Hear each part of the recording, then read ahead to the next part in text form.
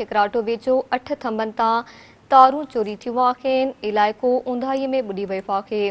Mubarakpur grade station खां लांडी feeder line Malook महर तरफ़ ईंदड़ तारूं चोरी थी वियूं आहिनि। 11,000 वोल्टेज जे 8 थंभनि तां लखें रुपयनि जी मालियत जूं तारूं चोरी थी वियूं आहिनि। पुलिस बेख़बर बणियल आहे। तारूं चोरी थियण सबबि केतिरनि ई ॻोठनि जी बिजली बंदि थी वई आहे। इलाइक़े वासी सख़्त ॾुखियाईनि खे मुंहुं ॾियण ते मजबूर बणियल आहिनि। ठिकराटो वेझो 8 थंभनि तां तारूं चोरी थियूं आहिनि।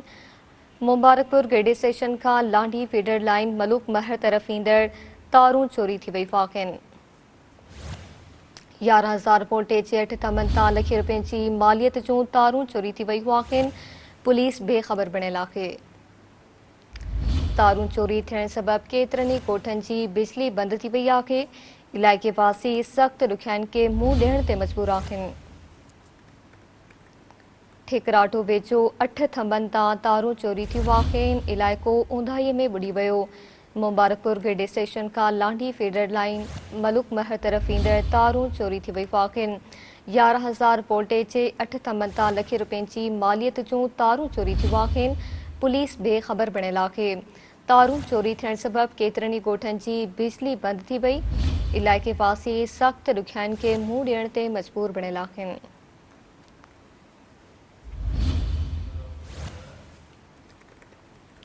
ठिकराटो वेझो 8 थंभनि तां तारूं चोरी थियूं आहिनि। इलाइक़ो ऊंधाईअ में ॿुॾी वियो। मुबारकपुर ग्रेड स्टेशन खां लांडी फीडर लाइन मलूक महर तरफ़ ईंदड़ तारूं चोरी थी वियूं आहिनि। तफ़सील मालूम कंदासीं सिंध टीवी न्यूज़ जे रिपोर्टर मजीद महर खां। जी मजीद, आगाह कजो, तारूं चोरी थियूं आहिनि, वधीक कहिड़ा अपडेट्स आहिनि? जी बिल्कुल, ये मुबारकपुर ग्रिड स्टेशन में लाडी फीडर जी निकरंदड़ लाइन मञा मलूक महर लाइन वेंदड़ जेका 11,000 8 पोलनि तां गुज़िरियल राति जेको नामालूम चोर तारूं लाहे विया आहिनि, जंहिं सबबि जेको इलाइक़ो आहे पूरो ऊंधे हेठि अची वियो आहे।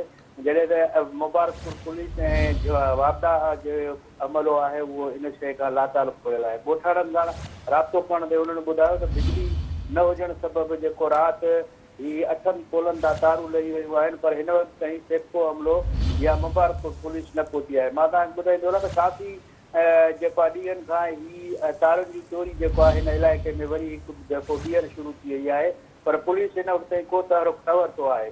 ऐं जेको आहे हितां जे इलाइक़े वासियुनि इहो पिणु ख़दशो ॾेखारियो त जेका लाइनूं जेके बंदि आहिनि उन तां अक्सर इहे तारूं चोरी थी रहियूं आहिनि, पर हिन वक़्तु ताईं कोई बि चोर जे का मालूमात न मिली आहे। ऐं जेको आहे इन जे करे काफ़ी जेके ॻोठाणा ऐं जेके ॻोठ आहिनि उहे ऊंधे हेठि सबबि सख़्तु परेशान आहिनि। ऐं उन्हनि जेको आहे वापदा ऐं सेको खां जेको आहे अपील कई त फौरी तौरु इन्हनि इलाइक़नि में विज़िट करे जेके तारूं चोरी थियल आहिनि उहे लॻाए करे इन्हनि जे इलाइक़नि में बिजली फराहम कई वञे। जी महिरबानी अवां जी मजीद आगाह करण लाइ।